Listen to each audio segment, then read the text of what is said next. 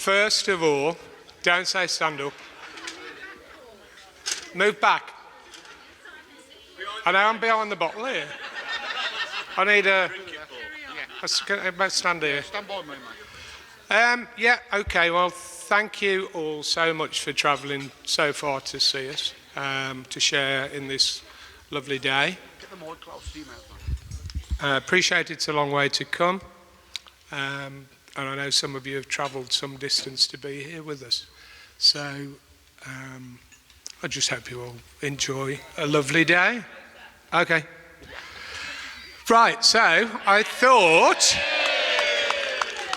I'd start with a quick joke. So, apologies in advance. So this Irish fella walks into a bar. He's got his hands full of shit. He walks up to the bar. The barman says, "Flipping heck, Paddy, what's happened to you?" Paddy looks down at his hands full of shit and he says, "I know, how lucky am I? Look what I nearly trod in."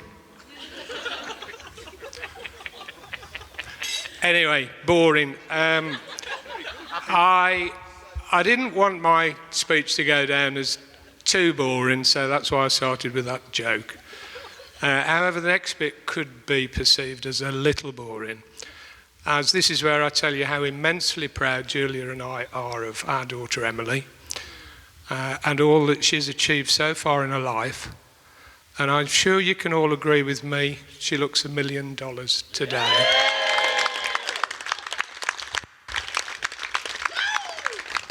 Yow. Other achievements. Not only has Emily excelled at physiotherapy, but she's become a proud homemaker and a crazy cat lady.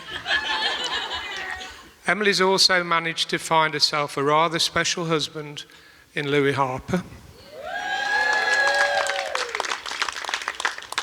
I'd like to take this moment to officially welcome Louis and indeed the Harper family to our very happy family. Big thanks to Wendy and Max. Team Harper. Big thanks to Wendy and Max for their support in organising the celebrations. Very much appreciated.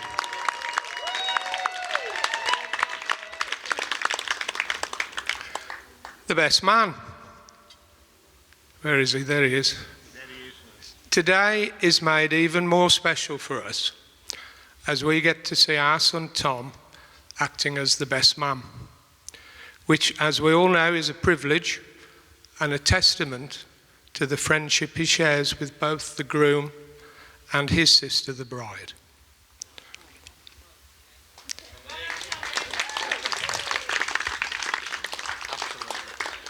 How did we get here? Well, it all started with a heavily pregnant Julia and a race down the M6 where Emily was very nearly born. Me driving, hazard lights flashing, horn blaring, Julia in labour screaming, with Vicky, her sister, in the back shouting instructions, and an awful lot of slow-moving traffic.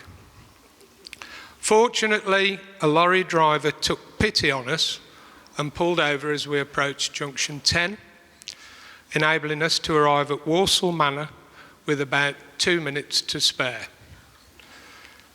Vicky delivered Emily, £7 4 ounces, and the rest is history.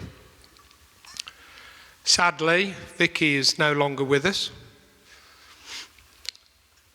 but I know she would have loved to be here today celebrating in style. She would have been the first on the dance floor.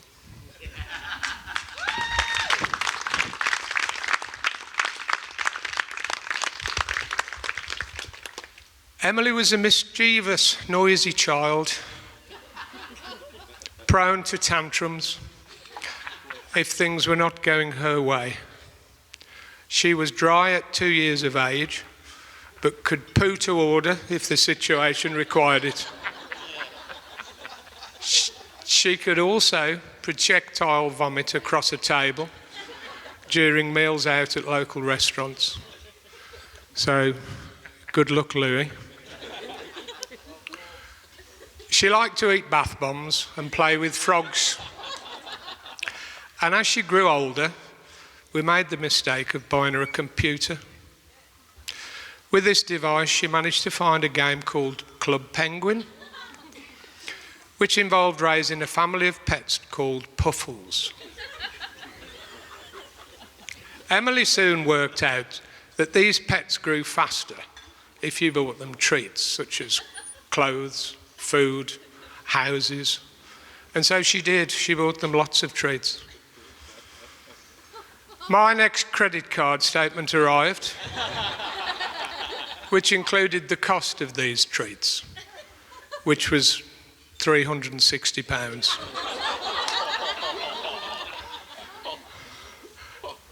Yes, it was. A few words were exchanged between us, and Emily explained that she had not realised the credit card numbers meant she was spending my money.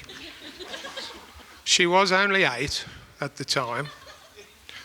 Emily promised never to abuse my credit card again.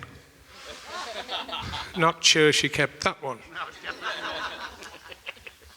Growing up, Tom and Em would often fight. Tom, being the older brother, would practice his wrestling moves on Emily, treating her like a rag doll, throwing her, arm dragging, headlocks, elbow dropping, body slamming. Emily, however, would generally have the last punch before Mum or Dad intervened. Also absent today, but not forgotten, Grandad Fred. Fred would have loved to be here.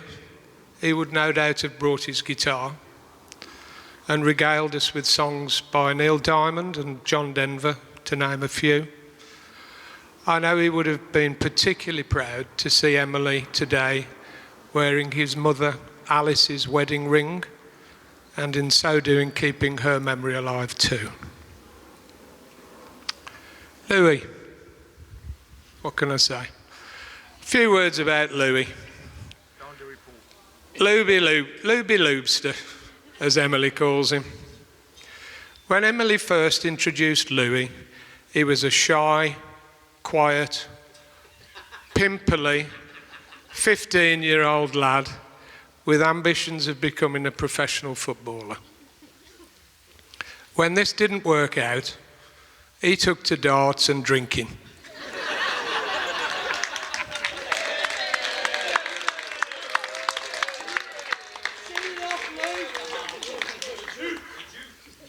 Which I can confirm today he is doing incredibly well at both. Louis was also a non-swimmer in those early days. That is, until we had a family holiday in Rhodes one year, where the hotel was complete with its own swim-up bar. He could outswim anybody to that bar by the end of that holiday.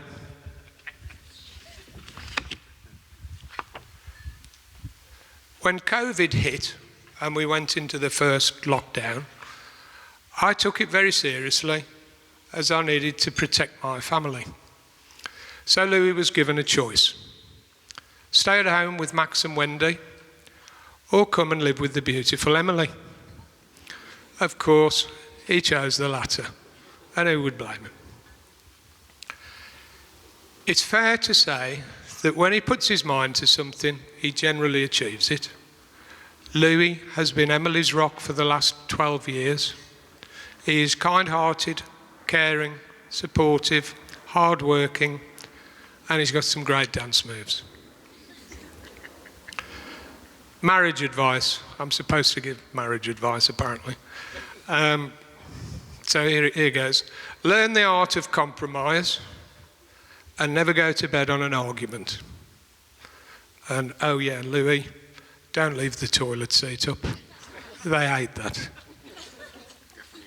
Finally, we would like to wish Emily and Louis a lifetime of love and happiness. So if you would all be upstanding, I'd like to propose a toast to the bride and groom. The bride and groom.